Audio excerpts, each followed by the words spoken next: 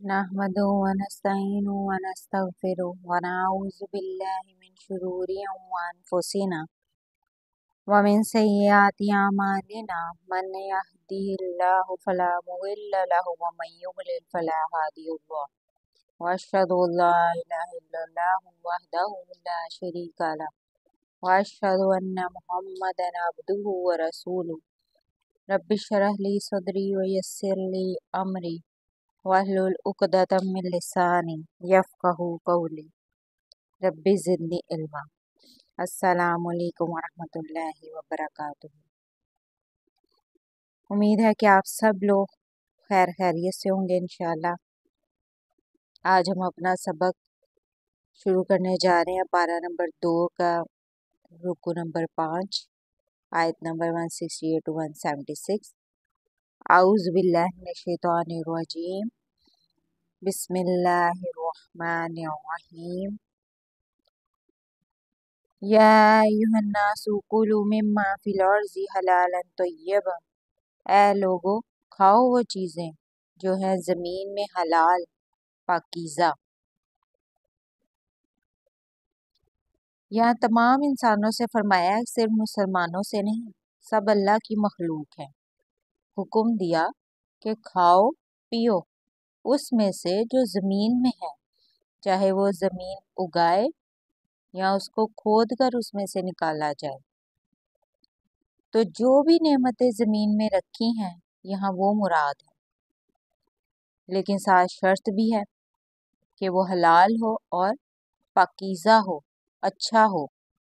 वला तत्ताबिउ खुतुवाति शैतानी इन्नहु लकुम अदुव्वुम मुबीन।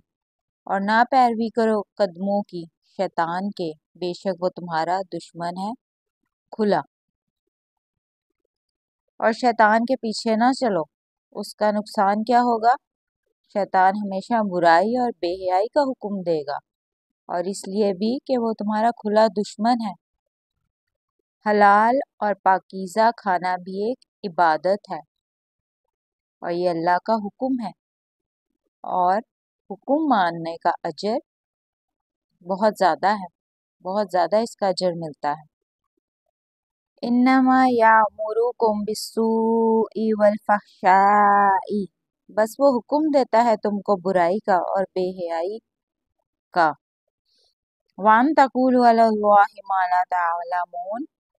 और ये कि कहो तुम अल्लाह की निस्बत ऐसी बात जो नहीं तुम जानते। शैतान तुम्हें सरगोशी करके बेहयाई, फहाशी और बुराई का हुक्म देता है। शैतान वो बातें कहलवाता है अल्लाह के बारे में जो तुम जानते ही नहीं हो कि अल्लाह ने कही भी है या नहीं। अल्लाह के नाम पर ऐसी बात कहनी ही नहीं चाहिए जो अल्लाह ने कही ही नहीं। ऐसा करना सरासर हराम है। इन्नमा यामुरुकुम बिस्सूइ वल फहशाई। बस वो हुक्म देता है तुमको बुराई का और बेहयाई का। वान तक़ूलु अलल्लाहि मा ला तालमून। और ये कि कहो तुम अल्लाह की निस्बत ऐसी बात जो नहीं तुम जानते। शैतान तुम्हें सरगोशी करके बेहयाई, फहाशी और बुराई का हुक्म देता है। शैतान वो बातें कहलवाता है अल्लाह के बारे में जो तुम नहीं जानते कि अल्लाह ने ये कही भी है या नहीं कही। अल्लाह के नाम पर ऐसी बात कहनी ही नहीं चाहिए जो अल्लाह ने कही ही नहीं। ऐसा करना सरासर हराम है। वइज़ा क़ीला लहुमुत्तबिउ मा अंज़लल्लाह। और जब कहा जाता है उनसे कि पैरवी करो उसकी जो नाजिल फरमाया अल्लाह ने। क़ालू बल नत्तबिउ मा अल्फ़ैना अलैहि आबाअना। तो कहते हैं नहीं, बल्कि हम पैरवी करेंगे उसी चीज की जो पाया है हमने जिस पर अपने बाप दादा को। अवलौ काना आबाउहुम ला याकिलून शयअन वला यहतदून। अगरचे के थे उनके बाप दादा के ना समझ रखते थे कुछ भी और ना थे सीधे रास्ते पर। जो अल्लाह ने उतारा उसकी पैरवी करो हलाल और हराम के मामले में। बल्कि वो कहते हैं कि हम अपने बाप दादा की पैरवी करेंगे, जिन पर हमने उनको पाया है वही करेंगे। اللہ فرماتا ہے کہ کیا پھر بھی وہ اپنے باپ دادا کی پیروی کریں گے جو نہ عقل رکھتے ہوں اور نہ ہدایت پر ہوں؟ اچھا، باپ دادا کی پیروی منع نہیں ہے اور نہ ہی کوئی حرج ہے، بس اس صورت میں منع ہے جبکہ وہ کسی بات کا علم نہ رکھتے ہوں یا کچھ جانتے نہ ہوں اور ان کو دین کا کوئی علم نہ ہو، پھر ان کی پیروی نہیں کرنی چاہیے۔ بڑوں کی بات ماننی چاہیے، ماں باپ کی اطاعت ہم پر فرض ہے، لازم ہے، لیکن اگر وہ اللہ کے حکم اور دین کے خلاف بات کر رہے ہوں تو نہیں ماننی چاہیے ان کی بات۔ وَمَثَلُ الَّذِينَ كَفَرُوا كَمَثَلِ الَّذِي يَنْعِقُ،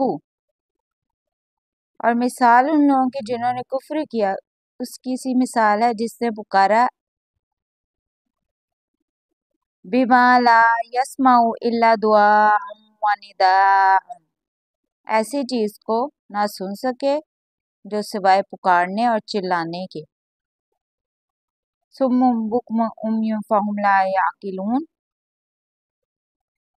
بہرے ہیں، گونگے ہیں، اندھے ہیں، سو وہ نہیں سمجھ رکھتے یا عقل رکھتے۔ فرمایا جو لوگ بات نہیں مانتے، کفر کرتے ہیں، وہ اس طرح ان کی مثال ہے جیسے ایک چرواہا، وہ کیا کرتا ہے؟ ان کو پکارتا ہے جو سنتے نہیں، یعنی کہ بکریوں کو۔ وہ بکریاں صرف ایک پکار اور ایک آواز سنتی ہیں، بس ان کو یہی پتہ چلتا ہے کہ ہمارا مالک ہم کو پکار رہا ہے، اس سے زیادہ انہیں کچھ نہیں پتہ ہوتا، کیونکہ ان کو عقل نہیں۔ وہ لوگ نہ کان استعمال کرتے ہیں، نہ زبان استعمال کرتے ہیں اور نہ ہی آنکھیں استعمال کرتے ہیں، وہ عقل سے کام ہی نہیں لیتے، کچھ سمجھنا ہی نہیں چاہتے، بس اپنے آباء و اجداد کے پیچھے لگ کر اڑے ہوئے ہیں۔ تو ایسے لوگ جانور سے بھی بدتر ہیں، اور وہ لوگ کون ہیں؟ جو عقل سے کام نہیں لیتے اور ہدایت پر نہیں چلتے۔ یا ایھا الذین آمنوا کلوا من طیبات ما رزقناکم واشکروا للہ ان کنتم ایاہ تعبدون، اے وہ لوگو جو ایمان لائے، کھاؤ پاکیزہ چیزوں میں سے جو عطا فرمائی ہیں ہم نے تم کو، اور شکر ادا کرو اللہ کا اگر تم اسی کی عبادت کرتے ہو۔ یہاں ایمان والوں سے مخاطب ہو کر کہا جا رہا ہے کہ اگر تم ایمان والے ہو تو جو حکم دیا گیا ہے اس کی پابندی بھی کرو اور اس پر عمل بھی کرو۔ کہا جا رہا ہے کہ کھاؤ پاکیزہ چیزوں میں سے جو رزق دیا ہم نے تم کو، اس میں سے اللہ کی محبت کا اظہار بھی ہے اور ہمارے لیے فائدہ بھی ہے، ہماری صحت کی حفاظت کے لیے۔ جو کچھ بھی کھاؤ وہ پاکیزہ بھی ہو، عمدہ بھی ہو، لذیذ بھی ہو اور سب سے بڑھ کر حلال ہو۔ طیب کے معنی پاک کے ہیں۔ اگر حرام پیسے سے کچھ بھی خریدا گیا ہو تو وہ حلال نہیں، یعنی کمائی بھی حلال ہو اور اس کی ظاہریت بھی حلال ہو، اللہ کے حکم کے مطابق حلال ہو۔ مومن کے پاس جو کچھ ہے وہ سب اللہ کا دیا ہوا ہے، جب انسان اللہ کا دیا ہوا کھائے تو ساتھ شکر بھی ادا کرے۔ کس کا؟ اللہ کا۔ اللہ کا ہر وقت زبان سے ذکر کرو، شکر کرو، ہر جگہ ہر چیز کے لیے اللہ کا شکر ادا کرو۔ اگر تم اللہ کی عبادت میں سچے ہو تو اس کا شکر ادا کیا کرو۔ انما حرم علیکم المیتۃ، در حقیقت حرام کر دیا ہے اس نے تم پر مردار، والدم اور خون، ولحم الخنزیر اور خنزیر کا گوشت، وما اہل بہ لغیر اللہ، اور وہ پکارا جائے نام جس پر غیر اللہ کا، فمن اضطر، پس جو مجبور ہو جائے، غیر باغ ولا عاد، کہ نہ ہو سرکش اور نہ حد سے بڑھنے والا، فلا اثم علیہ، تو نہیں کچھ گناہ اس پر، ان اللہ غفور رحیم، بے شک اللہ بخشنے والا ہے، رحم کرنے والا ہے۔ یہاں پر اللہ نے خود بتا دیا کہ کیا حرام ہے، خود سے اپنے اوپر کچھ بھی حرام یا حلال نہیں کیا جا سکتا۔ کیا چیزیں نہیں کھانی؟ پہلا مردار، مطلب یہ کہ جو خود مر گیا ہو طبعی موت، جو ذبح نہ کیا گیا ہو، کسی اور طریقے سے مرا ہو، اور اگر ذبح تو کر دیا لیکن غلط جگہ سے کر دیا اور خون نہیں نکلا، وہ بھی مردار میں شامل ہوگا۔ یا پھر کسی مسلمان یا اہل کتاب والے شخص نے ذبح نہ کیا ہو، مرتد یا مجوسی نے کیا ہو، تو یہ بھی مردار کی قسم میں شامل ہوگا، اور یہ سب حرام ہے۔ دوسرا، بہتا ہوا خون، جو بہتا ہوا خون ہے وہ حرام ہے، اس کو تو ہم پی نہیں سکتے نا۔ ہاں اگر گوشت کے اندر خون ہے، جیسے کلیجی وغیرہ ہڈی میں خون ہے، تو وہ حرام نہیں، مطلب جمع ہوا خون حرام نہیں ہے۔ تیسرا، خنزیر کا گوشت حرام ہے۔ اور چوتھا، وہ چیز بھی حرام ہے جس پر اللہ کے سوا کسی اور چیز کا نام لیا جائے، اللہ کا نام لے کر ذبح کیا جائے، بسم اللہ، اللہ اکبر۔ اگر یہ سب شرائط پوری ہوں تو گوشت کھایا جا سکتا ہے۔ جو مجبور کر دیا گیا ہو، جس کو نقصان کا اندیشہ ہو، اس کی طلب نہیں ہے کہ وہ کھائے، پیٹ بھر کر نہ کھائے، صرف جان بچانے کے لیے کھائے جو حرام چیز ہے، پس اس کو کوئی گناہ نہیں، نہ ہی اس کو کوئی سزا ملے گی اس کی۔ یا ایسی جگہ پر انسان ہو جہاں حلال ہے ہی نہیں، یعنی مجبور ہو کر ہر طرف سے، اور شدید بھوک ہو، تو اس کے لیے گناہ نہیں کہ حرام کھا لے، اور بس اتنا ہی کھائے جس سے اس کی جان کو خطرہ نہ ہو، بے شک اللہ اس کا یہ گناہ معاف کر دے گا۔